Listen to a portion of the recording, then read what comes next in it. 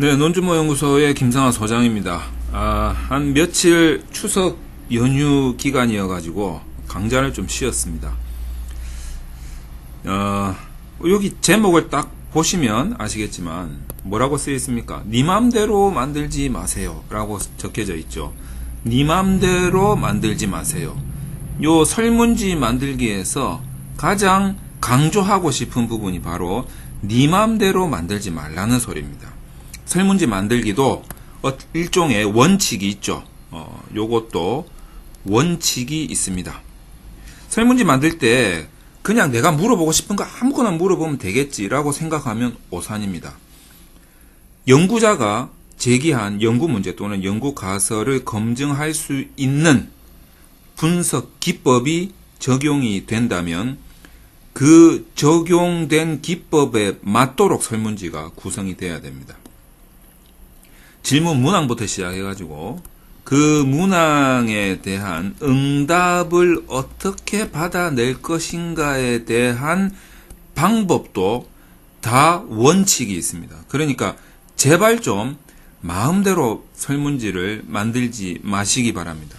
내가 물어보고 싶은 거 다 물어볼 수 있는 그런 구조가 아니에요. 그러니까 설문지 만들 때는 지금 이 강좌를 보시면서 내 맘대로 만들면 안 되겠구나. 내 맘대로 만들면 안 되겠구나. 몇 번이고 머릿속에서 되뇌이시면서 좀 다짐을 하시기 바랍니다. 자, 첫 번째 설문지. 자, 이렇게 설명을 드릴게요. 자, 설문지가 여기다가 써야지. 자, 설문지가 이제 만들어진다면, 설문지가 제작이 된다면, 자, 요렇게 제작이 된다면 요 안에는 뭐가 있겠습니까? 문항이 있을 것이고 또 그 문항에 대한 응답의 방식이 있겠죠. 대표적으로 응답의 방식은 객관식이 있을 거고 주관식이 있을 겁니다. 자, 요렇게 이제 구성이 되겠죠. 자, 그 다음에 이 설문지가 만들어지기 위해서는 어떤 단계를 거쳤어야 되죠? 연구 설계라는 단계를 거쳤어야 되는데 이 설문지는 설문지 이전에 응답자에 대해서 뭔가 응답을 이제 받아낼 텐데 그 응답을 받아낸다 라는 거를 좀 고급스럽게 이야기하면 측정한다 라고 되겠죠. 이 측정을 하기 위한 도구에서 시작이 된 겁니다. 측정 도구이죠. 그래서 이 측정 도구는 뭐가 필요하냐면, 자, 첫 번째 구성 체계에 대한 타당성이 있어야 되고, 그 다음에 또 구성 체계에 대한 신뢰성이 있어야 되겠죠. 요 부분에 대한 검사가 미리 이루어졌어야 됩니다. 미리 이루어졌어야 되죠.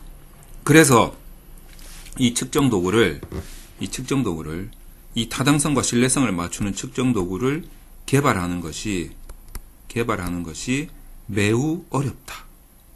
굉장히 어렵다. 그래서 우리는 개발을 하거나 아니면 개발한 것을 가져와서 인용해서 사용하는 둘 중에 한 가지의 방식을 선택을 해야 됩니다. 개발하는 게 어렵기 때문에 개발을 잘 안 하고 대부분의 사람들은 인용을 해서 많이 쓰죠. 개발이 된 것들을 인용을 해서 많이 쓰죠. 인용을 했다라는 말은, 이 말은 무슨 말이냐면 타당성과 신뢰성이 미리 확보가 되어 있다라는 소리가 되겠습니다. 그것을 우리가 인용을 해서 설문지를 만들게 되죠. 그런데 여기는 제작이라고 되어 있으니 이 개발과 이 제작을 헷갈리시면 안 돼요. 요 설문지 제작의 제작이라는 의미는 어떤 의미냐면 그냥 A4지로 만들겠다라는 뜻입니다. 그리고 또 한 가지 더 추가를 하자면 이 측정 도구가 이렇게 돼 있을 거예요, 아마. 자, 내가 지금 모형으로 삼는 것은 여기다가 그릴게요. 모형으로 삼는 것은, 자, 독립 변수가 있고, 자, 매개 변수가 있고, 자, 종속 변수가 있다고 칩시다. 자, 요런 모형이다 이거죠.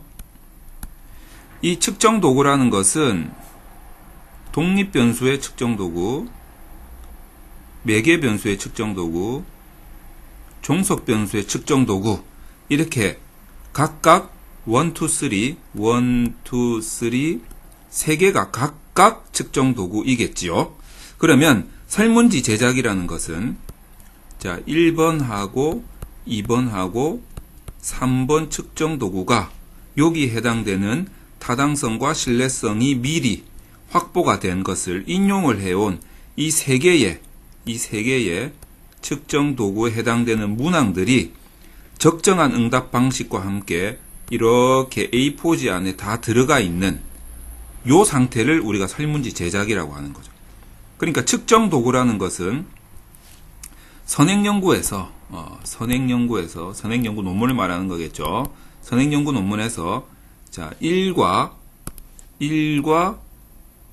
2와 3에 해당되는 측정 도구를 가져와서 인용을 한다는 소리죠. 그것들이 다 선행연구에서 타당성과 신뢰성이 미리 다 확보가 된 것들입니다. 누군가에 의해서 개발이 되어졌겠죠. 나는 그것을 인용을 해와서 A4지의 순서에 맞게끔 제작을 하는 것일 뿐입니다.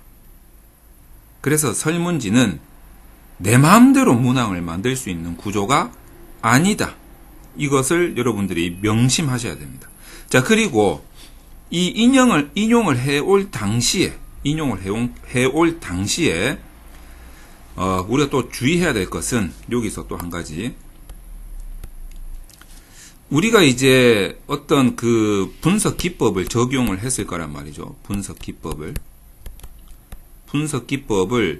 적용을 하는데 이 분석 기법이 요구하는 응답 방식이 있을 겁니다. 자, 이 응답 방식이 요거를 우리가 좀 유식한 말로 척도라고 이야기를 할 수가 있습니다. 척도. 자, 요것은 이 객관식 문항에서 어떻게 우리가 응답을 받아낼 건가 하는 이 부분이 바로 요 척도가 되겠습니다. 이 척도가 우리가 보통 통계학에서는 4개 정도로 구분이 되죠. 무슨 뭐 명목 척도니 뭐 서열 척도니 뭐 등등 등간 척도니 뭐 이렇게 있습니다. 한 가지가 뭐죠? 뭐 순서 척도인가 하여튼 그렇죠. 자, 어쨌든 그런데 요 두 가지를 여러분들이 4개를 다 외우실 필요는 없어요. 뭐 SPSS나 어떤 프로그램들에 보면 요 4가지를 다 구분하지가 않습니다. 2가지로 구분을 하죠. 이렇게 2가지로. 하나는 그 질적 척도냐, 비메트릭이냐, 하나는 양적 척도냐, 메트릭이냐, 이렇게 질과 양으로만 구분을 하고 있습니다. 어떤 게 질이겠습니까? 성별 이런 것들, 남자, 여자 이런 것들, 질이죠. 직업 이런 것들, 이거 다 질적인 거 아니겠습니까? 그냥 골라 이겁니다. 둘 중에 하나 골라, 셋 중에 하나 골라, 이게 질적 척도라는 거죠. 양적 척도는 그때그때 달라요. 이것이 양적 척도입니다. 대부분 이제 우리가 인식 연구를 사회과학에서 많이 하기 때문에 인식 연구 같은 경우에 어떤 것들이 있을까요? 뭐가 있습니까? 매우 아니다, 보통이다, 그렇다, 매우 그렇다. 이렇게 되면 등간 척도, 5점 척도가 되겠죠. 요거를 이제 7점으로 만들 수도 있겠죠. 9점으로 만들 수도 있겠죠. 이거는 뭡니까? 생각의 간격인 거죠. 생각의 간격. 간격은 사람이 달라도 똑같다. 생각의 간격은 똑같다. 라고 리커트라는 통계학자가 만들어낸 거죠. 그래서 우리가 이것을 보고 리커트 척도라고 합니다. 이걸 이제 등간, 간격은 똑같다고 해서 이제 등간 척도라고 하죠. 등간 척도. 가장 많이 쓰이고 있죠. 물론 이제 이거 말고 0을 기준으로 해서 1, 2, 3, 4, 5, 6, 7, 8, 9, 10 뭐 이런 것도 양적 척도가 될 수 있을 것입니다. 자, 그래서 이렇게 질과 양으로 많이 구분을 하고 있다라는 거죠. 응답 방식.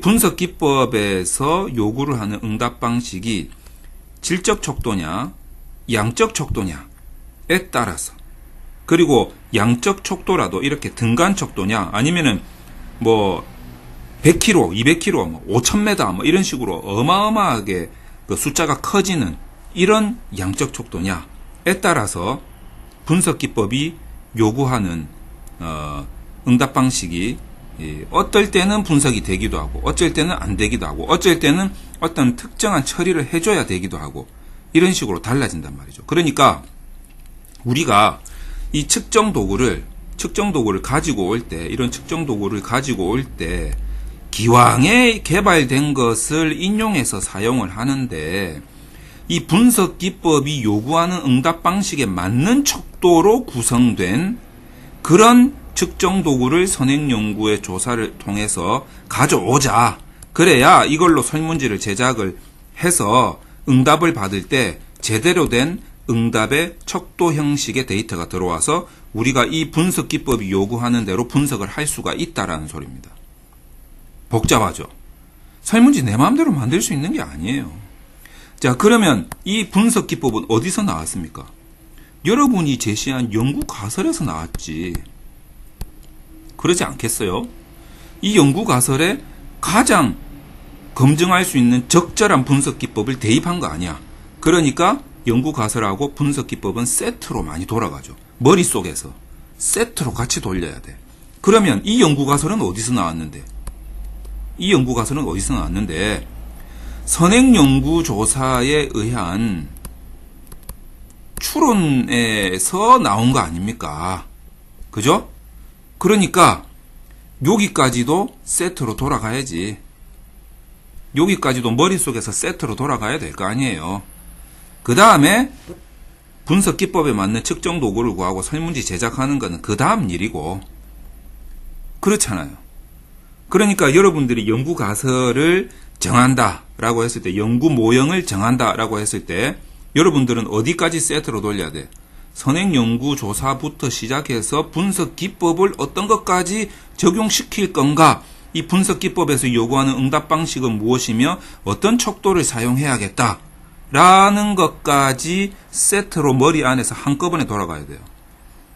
그런 다음에 여기에 맞는 측정 도구를 선행 연구에서 찾아서 가져오면 되는 거지. 그리고 그거를 설문지로 만들면 되는 겁니다. 그래야지 여러분들이 설문조사를 한 다음에 데이터를 받아서 분석을 할 때 분석이 제대로 된다라는 거죠. 이게 제법 복잡하지만 머릿속에서 한꺼번에 다 정리가 돼야 됩니다. 그러지 않고 여러분들이 그냥 이거 하면 되겠지. 내가 한번 물어보면은 저것들이 알아서 대답하면 내가 어떻게 분석되겠지. 요런 식으로 생각해서 설문지를 만들고 설문조사를 해보면 여러분들이 원하는 연구 가설이 검증되지가 않아요. 분석 기법이 제대로 적용될 수가 없는데 분석 기법이 요구하는 응답 방식에 맞지 않은 척도의 데이터가 들어와 있는데 그게 되겠냐 이거죠. 나는 분명히 인과관계를 보고 싶은데 여기서 보시듯이 인과관계를 보고 싶은데 여러분들 마음대로 질적 척도를 다 만들어 가지고 타당성도 안 맞고 신뢰성도 안 맞는 이런 질적 양적 혼합해 가지고 섞어 가지고 되지도 않는 설문지를 만들어 가지고 응답을 받아왔다. 백날 넣어 보세요. 인과관계가 제대로 검증이 되는지. 반대도 마찬가지입니다. 그러니까 여러분들의 연구 가설은 제대로 검증도 안 되는 거예요. 되지도 않는 거죠. 그러니까 여러분들이 설문지를 제작할 때 이런 부분들을 명확하게 알고 설문지를 만들어야 되고 그에 따른 측정 도구, 설문지를 만들어야 되는데 그에 따른 측정 도구가 여러분들이 머릿속에서 계산이 돼 있어야 되고 그 이전에 분석 기법에 대해서 정리가 돼 있어야 되고 이 분석 기법은 연구 가설에 의해서 나온 거여야 되고 이 연구 가설은 선행 연구의 추론에 의해서 나와야 된다. 요런 부분이 사회과학을 하시는 전반적인 연구 논문에서 이루어지는 단계라고 볼 수 있습니다. 물론 자연과학은 요 단계가 몇 개는 좀 생략되기도 하고 간단하기도 해요. 그러니까 여러분들이 오해를 많이 하시는데 자, 사회과학이 있다. 자연과학이 있다.